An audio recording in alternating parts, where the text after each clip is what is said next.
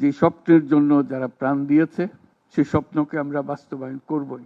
এটার থেকে আমাদের বেরিয়ে যাবার কোনো উপায় নেই। আমাদের প্রতিজ্ঞা রইল আমরা এটা করব। আমরা নতুন বাংলাদেশের অফিস এটা করেছি। নতুন বাংলাদেশ গড়ার জন্য আমরা এখানে এসেছি, সেটা যেন সবাই মিলে আমরা করতে পারি। দেয়ালের যে লেখাগুলো যখনই দেখি অবাক লাগে, এত কথা কিভাবে এদের মনে আসলো। এদের পেছনে তো কোনো কবি নাই, কোনো সাহিত্যিক নাই, কোনো পণ্ডিত নাই যে কথাগুলো জোগাড় করে করে দেবে, কিন্তু সারা শহর ছড়িয়ে আছে, অন্যান্য শহরেও আছে। প্রতিটি কথা অত্যন্ত মূল্যবান, ছোট্ট কথা, ছোট্ট ছবি, অত্যন্ত মূল্যবান। শুধু বাংলাদেশের মানুষ উতলা হয়ে গেছে নতুন বাংলাদেশ করার জন্য, তাই না? আমাদের যত বাংলাদেশি সারা দুনিয়া জুড়ে আছে, তোমরা একটু আগে বলেছো তাদের কথা, তারা সবাই বলছে যে আমরা আসতে চাই, আমরা এই নতুন স্বপ্ন বাস্তবায়নে শরিক হতে চাই। কাজে তারা, তোমরা যে ঢেউ উঠিয়েছ শুধু এখানকার মনে না, সারা দুনিয়ার বাংলাদেশিদের মনে এই ঢেউ উঠিয়েছে, তারাও যোগ দিতে চায়। যারা বাংলাদেশি নয়, অন্যান্য দেশের তরুণরা, তারা বলছে আমরাও দেখতে চাই, কারণ আমাদের দেশেও এরকম দরকার।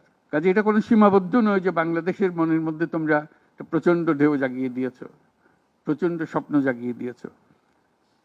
তোমরা সারা পৃথিবীর তরুণকে জাগিয়ে দিয়েছ যে এই তরুণদের হাতেই সৃষ্টি হবে নতুন পৃথিবী। কাজেই তোমরা যেটা করলা সেটারই একটা সূত্রপাত, তরুণদেরকে দিয়েই নতুন পৃথিবীর সূত্রপাত। এটা শুধু নতুন বাংলাদেশের সূত্রপাত না, এটাই নতুন বাংলাদেশের মাধ্যমে নতুন পৃথিবীর সূত্রপাত করছো তোমরা। তোমরা ইতিহাস। আজকে মনে হচ্ছে সাধারণ কয়েকজন তরুণ সামনে বসে আছে, কিছুদিন পরে এই সাধারণরাই অসাধারণ হিসেবে পৃথিবীব্যাপী স্বীকৃত হবে, যেহেতু তোমরা অসাধারণ কাজ করেছো। সেই কাজে যেন বিরতি না আসে, এটাই হলো আমাদের প্রতিজ্ঞা, যে আমরা যেন করতে পারি। আমার একটা প্রস্তাব থাকবে, নাহিদ, আসিফ এবং তোমাদের সবাইকে, অন্তত মাসে একটা করে চিঠি লিখো আমাদের কাছে, শুধু স্মরণ করিয়ে দেওয়ার জন্য এটা বাকি রয়ে গেল, এটা ঠিক হলো না। কারণ আমরা হয়তো অনেক সময় মাথার থেকে ছুটে যাবে, যেহেতু তোমরা যেভাবে দেখে এসছো আমরা সেভাবে দেখতে জানি না। সেই জানানটা দেওয়ার জন্য আমাদেরকে গুঁতো দিতে হবে, স্মরণ করিয়ে দিতে হবে, যাতে করে আমরা এটার থেকে বিচ্যুত হয়ে যেতে না পারি। এটা তোমাদের দায়িত্ব, কারণ যে পথে রওনা করে দিয়েছ সেটার রূপরেখা তোমাদের কাছে পরিষ্কার। আমরা হয়তো কিছুটা বুঝেছি, কিছুটা অন্যভাবে বুঝেছি, এরকম যেন না হয়। তোমাদের ঠিকভাবে যে স্বপ্ন তোমরা দেখেছো সেই স্বপ্নটা যেন আমরা আমাদের সাধ্যমতো রূপ দিতে পারি। বহু লোক বসে আছে যারা এই দুঃস্বপ্ন থেকে আমরা জেগে ওঠার কারণে তারা দিশেহারা হয়ে গেছে। একদিন চুপচাপ শুয়ে শুয়ে দুঃস্বপ্নের মধ্যে এরা ছিল, দুঃস্বপ্ন দেখছিল, আমরা শান্ত আনন্দ সহকারে লুটপাট করে যাচ্ছিলাম, হঠাৎ করে গোলমাল হয়ে গেল।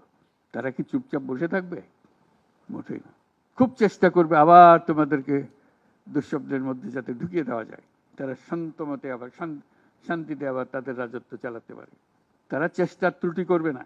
কাজে যে কাজ শুরু করেছ এই কাজ সমাপ্ত না হওয়া পর্যন্ত এর থেকে বেরিয়ে যেও না। বাংলাদেশের জন্ম থেকে আজ পর্যন্ত এই সুযোগ আর আসে নাই, যে সুযোগ তোমরা আমাদের হাতে তুলে দেবে। এই সুযোগ যেন হাতছাড়া না হয়। এই সুযোগ হাতছাড়া হলে বাংলাদেশের আর কোনো ভবিষ্যৎ থাকবে না।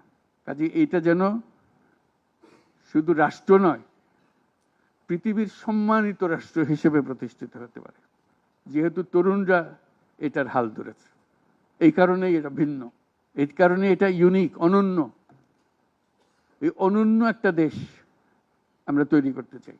তোমাদের চিন্তায় স্বচ্ছ, তোমাদের চিন্তায় সঠিক, এটা মুঠো থেকে ছাড়বে না, হাত থেকে ছাড়বে না, এবং আমাদেরকে স্মরণ করিয়ে দেবে যদি আমরা এটার এই স্বপ্নের থেকে দূরে সরার কোনো কাজ করে ফেলে।